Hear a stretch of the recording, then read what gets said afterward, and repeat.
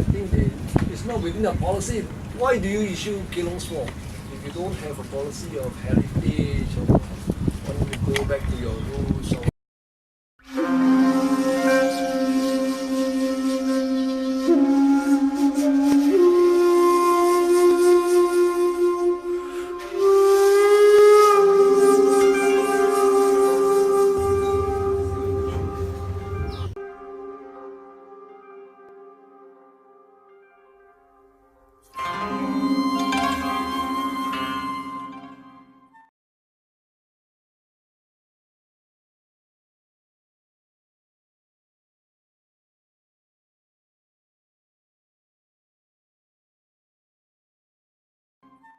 Do you know what a kelong is? A kelong. I don't know what. 我懂啊，是在捕鱼啊。啊，对啊，可以加以说明吗？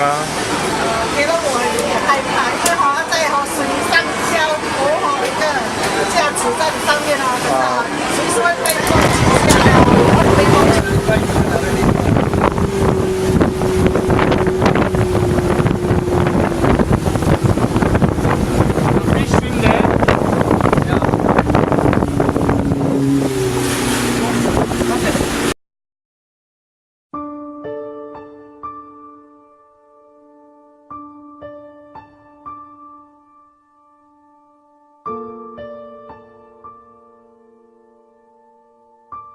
when you put something across, then the fish will be in a way like frightened, won't swim like straight on, will be diverted left or right.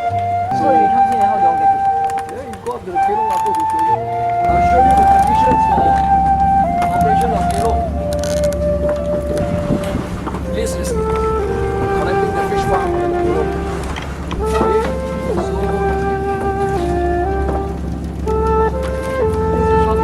Okay, so you see all those ropes, huh? Yep. They are attached to one big net underneath, which is in the drop you can see. So from here you can see the sticks coming, sticks, and there's a mouth here. So that's where all the fish come in from. Supposedly the guide in the when there's a lot of fish, when they divided in. So Like at night from time the- you've got the lights on. Night time is to attract the lights. So all of this enclosure is when they come in.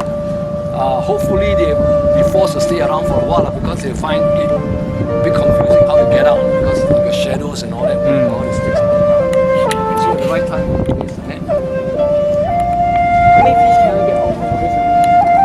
Well, it depends.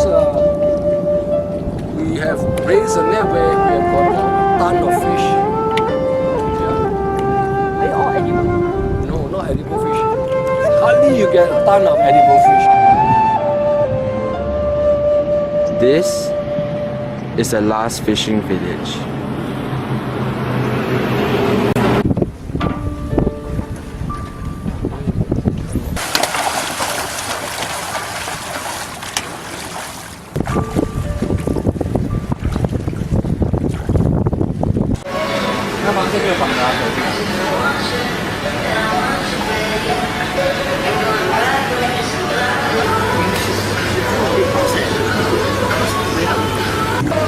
So what do you think is the key difference between a kelong and a fish farm? So fish farm is actually kelong is actually like a local term for what we would call a fish farm. So like if you ask the older generation, they call it kelong or hu pai, which is yu pai. Alright, so these two are considered farms. Just that the old mentality is that kelong you can stay, yu pai is just you farm fish.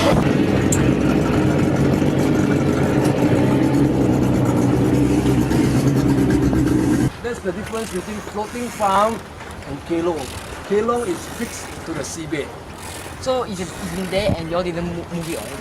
No, we didn't move it, but we replace the wood. We change the wood. All the wood that rots, where the wood that decay and so on, we got to change. Then they used to go kelong for like fishing, for trips, for family gatherings, stuff like that. So now we don't do that anymore because the licensing doesn't allow it. We are strictly agriculture only. Yeah, so there's not much of a difference per se in terms of what you call it. The concept of like having the kelong as like a recreational like thing is They weren't not allowed, allowed? not up to now. I think earlier days they would have some of these things. Nothing except that it's a traditional way of making a living. In the past when the waters were good. You know, I hear people saying that 30, 40 years ago the high seas, the ponds, with your kelong, tens of kilos of ponds.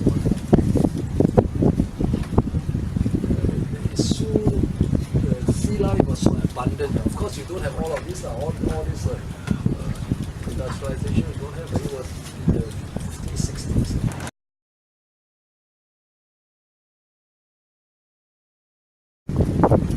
Currently, total production of all the farms in Singapore, east and west, 100 over farms, is only about 77. Maximum, I think, the heyday for all this plankton, you will say that it's 10,000. This is possible like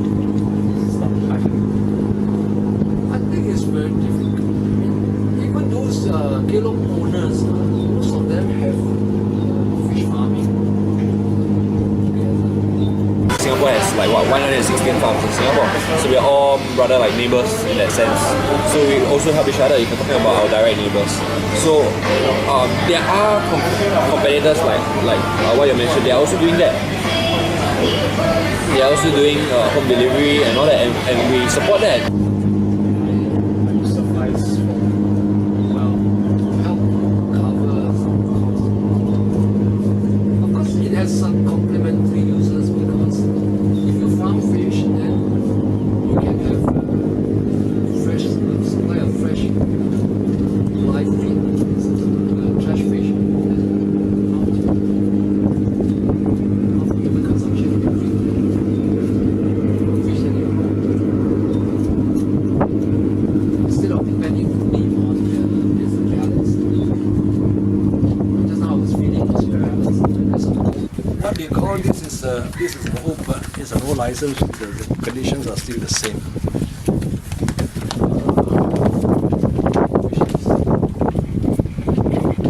So the kelong. They call it a fishing gear license. Then you can read for yourself what are the terms like behind. Long list of terms. because Because for me, on the average, if I can sell $1,000, I started off with maybe the time, some months I can sell up to $3,000, some months fewer. So average is $1,000. Now it's less than $1,000. You have to pay a license fee every. For the kelong, it's very cheap. It's $350. $350. No, $300. but the kelong itself is not that cheap. The fish farm is 850, but then the maintenance is expensive. Wood alone, plus the bolts and nuts, just one piece, 50 feet long, is about $500. And how many poles are there in total? Okay, an idea to use, you see the bigger wood, 5 by 5, 5 by 5 inches, or 5 inches by 5 inches. Mm-hmm. You need 2.5 sticks. Each stick is 20 because in Singapore when you buy wood, they can't give you longer because they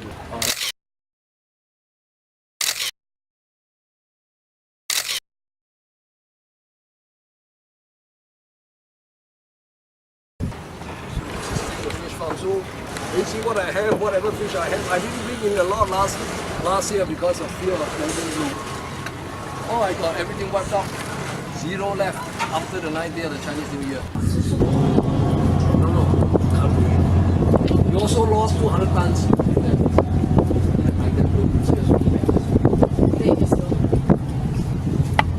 Oh, you can see all the fishes floating up in the farms.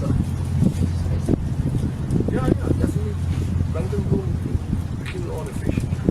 So there's a lot of fun. There's no plankton bloom so far, and I want to pray and hope that the sky will remain cloudy, so despite the warm weather, the hot weather, the nature loss. And then for small farms, we're already trying to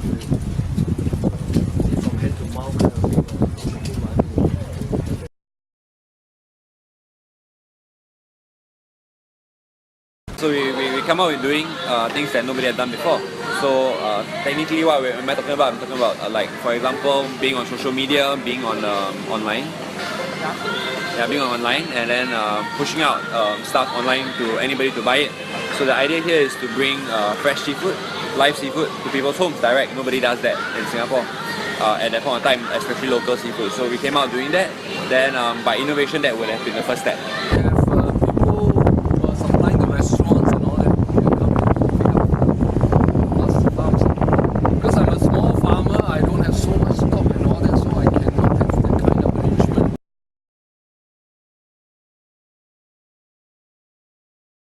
How do you strike a balance between the traditional way of farming and like now the innovative part? Okay, so innovation into farming, right, is not something that you can do overnight.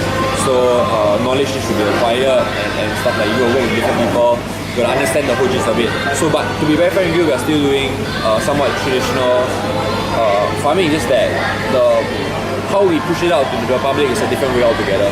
So I wouldn't say I'm a modern, okay, probably I'm a modern farmer, but then again, the steps that we take to push our products out into the public is not your traditional method. But the farming method, I wouldn't say it's super advanced. There's a lot to be improved on, yeah, which we are working with various groups of people. We don't have a lot of mechanized things here because I don't know. I personally I say that I don't know so much about mechanized things that are very durable because it's on the sea. Just keep it traditional. Yeah. If you bring things from home use, you put down here to use, within a month it's all gone. Got blade all rusted and all that. So you have to use either the marine grade type, that means used for the sea and all that. Otherwise, it cannot. It just cannot take the corrosion. New technology, there's a lot of different aspects of it. There are some people that are already doing like technology that maybe tell you the basic technology, like tell you the salinity of the sea, the water, whether there's enough oxygen, blah blah blah. So those things are available. But what we are trying to do is to, of course, implement that and then to bring technology into farming, because nobody has really a full-on technology farm. Thing. Nobody has that going on. So what we're trying to do is I'm talking to some people in terms of technology and farming to coincide together. But firstly, I will need to have the basic ones first. So that's what we're looking at. But I'm looking at like this will be like a 3-year, 2-year plan, something like that, to take this to the next step. We try to see what else we can do to make everything more productive. But we cannot compete with cheaper sources of production, let's say from Malaysia, especially for fish. Because everything we produce there is cheaper. This kind of production is very rudimentary, very basic. We have high technology and all. Because the ag technology there is not possible. Our neighbors don't need technology, they have cheap labor, they have cheap land, they have cheap everything. That's the big challenge for us.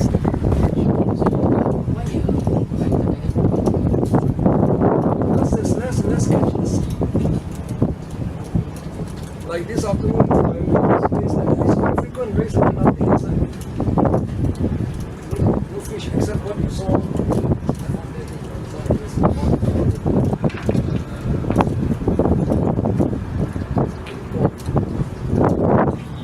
CA doesn't issue any new licenses for kelongs up to now. I don't think anybody has. It depends if we are in the way. If they have other plans for this place,